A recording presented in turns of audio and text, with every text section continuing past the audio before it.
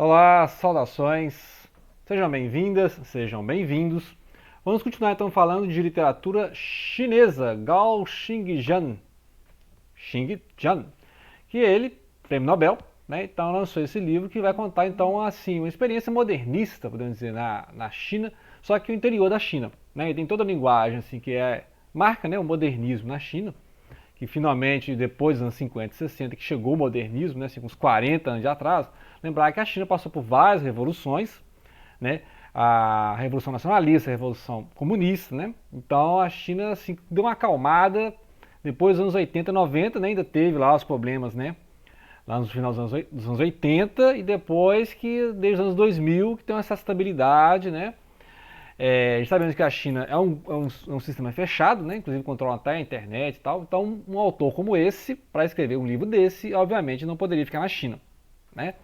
Então, o Gao Xingjian, ele foi para a França, né? Então, ele é um autor chinês e francês, assim, igual o Dai Siji, também, que é um outro autor chinês que atualmente está na Europa, né? Então, vamos falar um pouco aqui sobre o enredo, né?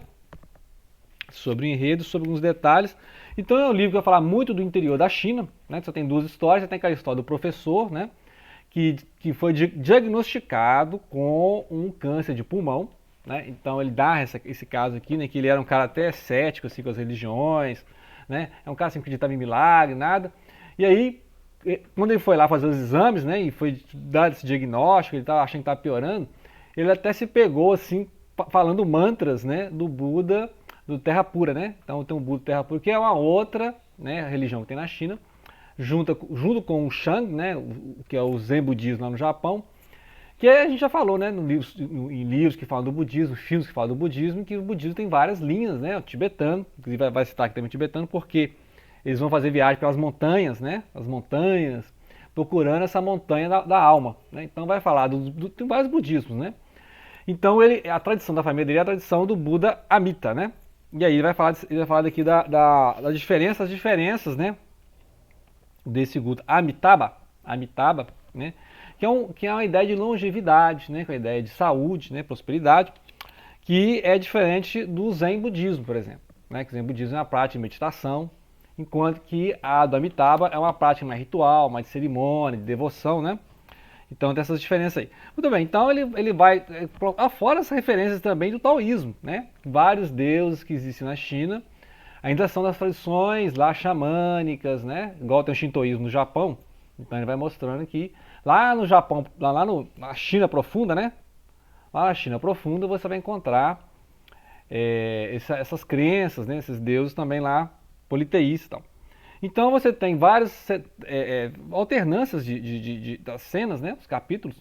No capítulo 9 você tem diálogos, por exemplo, o você, ele vai referir a você que está viajando, né? Não é você que está lendo, né? É o você da história aqui. Pode diferenciar do eu, que é a voz, o professor, que eu acho que mais trabalhado essa parte aí.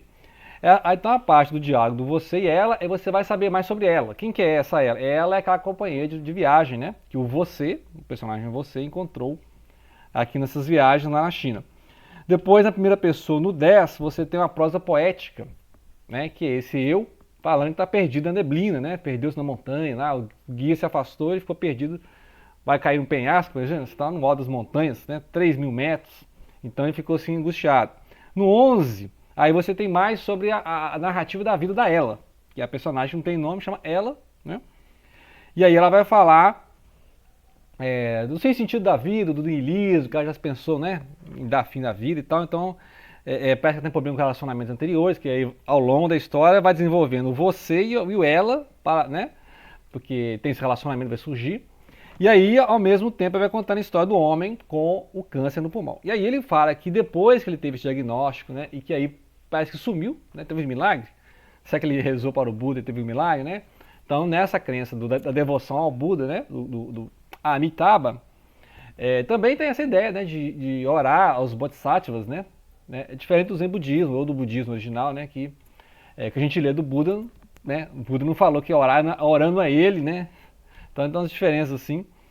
Essa culto ao Buda, né? O culto ao Buda, tal. Que não é o Siddhartha Gautama, né? Que eu entendi que esse Amitabha é um outro Buda, pode ser até anterior em outro mundo, né? Nem seria daqui. Muito bem, aí ele faz referência a esse budismo. E aí vai falar então que foi esse milagre, teve um milagre, porque ele, né, não teve mais o avanço da doença no pulmão, né? E aí ele vai citar várias partes, assim, várias referências ao livro das mutações, que é o I Ching, né? Que é aquele que tem os hexagramas, né? Que aí você tem o Yang, você tem o traço contínuo e o traço cortado em dois, né? E ele confessa que ele era muito, assim, muito cético com religião, né? E que aí ele começou, nesse momento da cura, né? Podemos dizer assim, ele estava recitando lá um mantra lá, né? E aí, outra coisa, ele fica falando também que fala, então, por que você não faz um exercício de respiração, né? Que é o King Gong, né? King Gong. E aí ele confessa que ele, como é que ele era ingrato com as pessoas, principalmente com os amigos, né? O amigo que ajudava ele, achava que o amigo estava roubando, então, coisas assim. Então ele vai mostrando que, assim, ele vai repensando a vida dele, né? Então esse personagem fala ele está repensando a vida dele depois desse trauma de, sabe que eu tô com câncer, né? Então, e aí ele vai viajar, né? Para esclarecer as ideias. Muito bem. E aí, então ele fala, né, que teve esse desespero, né, por causa, imaginou que estava com a doença, fez essa prece ao Buda, e aí pode ser que aconteceu esse milagre, né, que ele está falando, ele está contando a história, né, e aí ele vai contar a história de um amigo, né, um amigo também que as coisas, tipo assim, as voltas que a vida dá, né, que teve um amigo que ele foi perseguido pelo partido, né, porque ele não concordava lá com... Aí mandaram ele para um hospital lá, e, né, ele tinha estudado uma coisa de biologia, aí, né, depois foi processado de novo, condenado. Na semana, né, ele foi removido do hospital, mandaram lá para uma prisão. Aí, dias depois, caiu o hospital, né? Teve um terremoto, caiu o hospital. Então, ó, ele foi salvo porque, ó, pra você ver, né, pelas voltas do destino, ele foi condenado de novo pelo partido, aí não pôde ficar no hospital. E quem ficou no hospital morreu por causa do terremoto. Então, essas coisas assim. E fica contando esses casos, assim, narrativa dentro de narrativa. No 13, volta a questão do você. E aí o você, a ela, né? Pede ao personagem você que ele conte histórias. Quando você sabe contar histórias, conta histórias, né? E são histórias geralmente não exatamente com um final feliz, né? E ao mesmo tempo é contando esses contos de sedução, né? Porque parece que ela teve problema com o relacionamento anterior. Então são contos de sedução, né?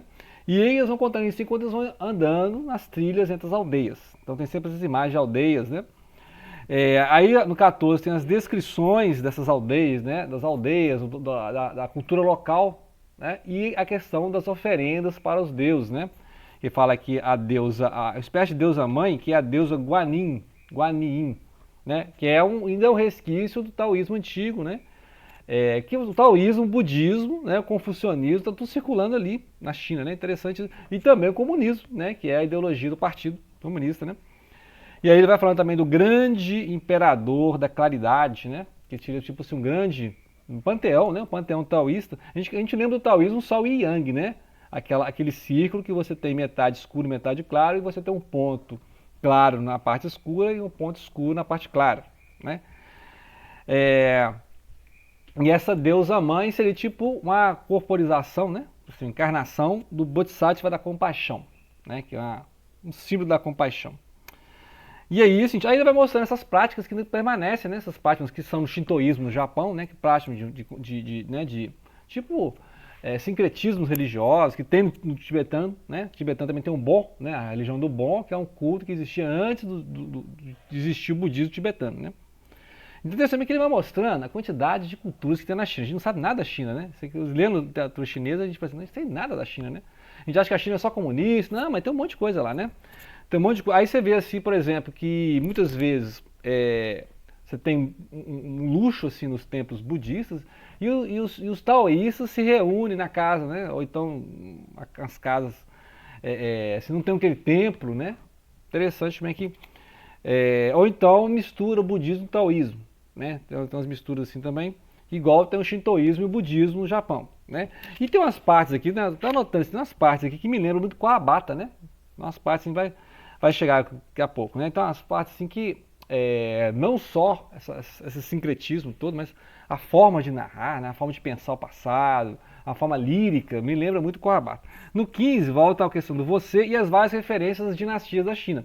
Então esses reis, esses imperadores da China, essas alternâncias de poder e o povo continua nas aldeias, né? O povo continua nas aldeias, é aquela ideia sempre, né? Que as dinastias passam, os reis passam e o povo está lá nas aldeias, né? O povo está com a mesma vida, mesma coisa, né? Então, quando ele pontua isso aí, ele fala assim, essa dinastia veio lá do século XVII, veio até o século XX, né? E aí essa dinastia, dizem que foi um grande período de desenvolvimento, a Manchu, né? Dinastia Manchu, lá no século XVIII, tal. E aí ele vai sempre colocar as revoltas contra o imperador, tá? Eu falo a revolta Taiping, né? Taiping, que foi no século XIX. Então ele vai mostrando, ao mesmo tempo, essa vida interiorana, a vida não, que o tempo não passa, né? Olha a vida besta, né? A vida lá no campo, as pessoas continuam, né, reverenciando a natureza e tal. E aí vai mostrando, por exemplo, essa ideia do Lingshan, né, que é a montanha da alma, que é que eles estão procurando. Estão procurando justamente tipo um símbolo tópico, né? Montanha da alma. E aí ele vai chegar e vai procurar também, no 16 ele vai procurar o grande rochedo, o rochedo da grande alma, que é o Da Ling Yan. Da Ling, esse Ling, da ideia de alma, né? Por isso que fala Ling Yan, que é a rocha da alma, o rochedo da alma. Então eles têm essas figuras que vão movimentando a narrativa. Nós temos que chegar, você também quer chegar na montanha, né? Da alma, tem umas coisas assim. E essa narração do interior do país, das montanhas, né, as altitudes, lembra muito o País das Neves, do Kawabata, né? Que também já falei aqui no canal. Kawabata escreveu esse livro em 3747, né? E ele ganhou o Nobel de 68. Já falei do Kawabata, né? E aí eu achei assim, belíssimas descrições de paisagem, né? Aquele personagem procurando a si mesmo, autoconhecimento. Tem um pouco de autoconhecimento nisso aqui. Aí 17, é o você, né? Personagem, você que lembrando as lembranças de infância, né? E a mulher vai falando dos traumas do relacionamento, né? Então, ela, né? Ele conheceu ela no caminho, um viajante. Você também quer chegar à montanha da alma? Aí eles estão caminhando junto. No 18 vai falar da Revolução Cultural, que é aquela tentativa de modernizar a China assim rapidamente, né, e, né, a revolução da Revolução. E aí fala das diretivas do Comitê Revolucionário, né, ligado ao Partido Comunista, para criar diques de drenagem naquela região rural. Nós já vimos algo parecido em qual livro? A costureirinha chinesa do Dai Siji, que tem justamente isso, né? Mostra como é que o partido dava diretiva ao pessoal do campo para fazer certos trabalhos e muitas vezes não deu certo, igual nesse caso, né? Tentaram fazer uns diques lá, uma drenagem, não deu certo, né? E aí a região virou um monte de pântano. É o que ele está falando aqui. Então tentaram melhorar a coisa, né? Então é complicado, né? No 19, volta novamente o você e ela, que é os dois personagens, não tem nome, tá? Você e ela aqui. Então, e aí o poema em prosa e em diálogo. Então ele sempre tem descrições, ele cria uma ambiência e coloca os personagens conversando alguma coisa da vida deles, né? Então são duas histórias totalmente paralelas, que até agora não vi nenhum encontro entre eles, né? Você tem lá então o professor fazendo uma jornada dele nas montanhas, e você tem o você e ela, que é o casal, né? Que está se formando esse casal, né? Eles se encontraram assim na beira do rio, né? No 20, né, novamente. Aí o eu tem registro de tradições populares, né, e tem a questão dos cânticos populares, né, cantigos populares, e as diferenças de etnias, né. A China não tem uma etnia só, então tem a etnia mais pro lado do Tibete, mais pro norte do Tibete, né, e tem a etnia Han, que é a mais majoritária, né, a etnia Han. E ele mostra as diferenças. Né, isso aí lembra, né? Ou seja, um chinês vai saber com quem o cara é Han e com a outra etnia. Né? Então tem várias etnias na China. Então aqui um cara, né? Você é da etnia Han? Né? Para nós, todo mundo é chinês. Né? O cara é chinês, tudo igual. Só que lá na China, o cara vai saber, você é tibetano, você é Han, você tem um monte de etnia aqui, né? Então é um livro assim que você tem que estudar a história da China. Então eu estou pontuando aqui, ó. Eu tenho que parar a leitura desse livro aqui, fazer a história da China, e aí porque ele está esperando que você saiba, ele não vai ficar explicando a história da China, né? É igual da ICG também, da ICG faz isso. E aí, 21, você e ela novamente, essas trocas, então vai se formando um casal, né? Que é esse você e ela, e o professor até agora está só caminhando, né? Caminhando, assim, é uma coletânea de cantigas populares, crenças populares, ele mostra como é que é o interior da China. Então ele faz um contraste da China urbana, a China comunista, né? A China lá do litoral, mais modernizada, né? Desde a Revolução Comunista, e essa China que tentaram várias experiências lá no campo, né? Muitas vezes os camponeses que montaram o partido, lembra da Longa Marcha? Muita gente aderiu ao partido ao longo da Longa Marcha, que foi realmente uma longa marcha, né? Se estendendo por todo o interior do país, mas aí depois o campo ficou separado, né? Então o campo manteve certas tradições. Então, a verdadeira China é do interior da China, né?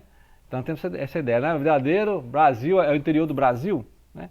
Então é um romance modernista, mas que tem né, esse olhar para o interior da China. E aí vai mostrar a China popular, né?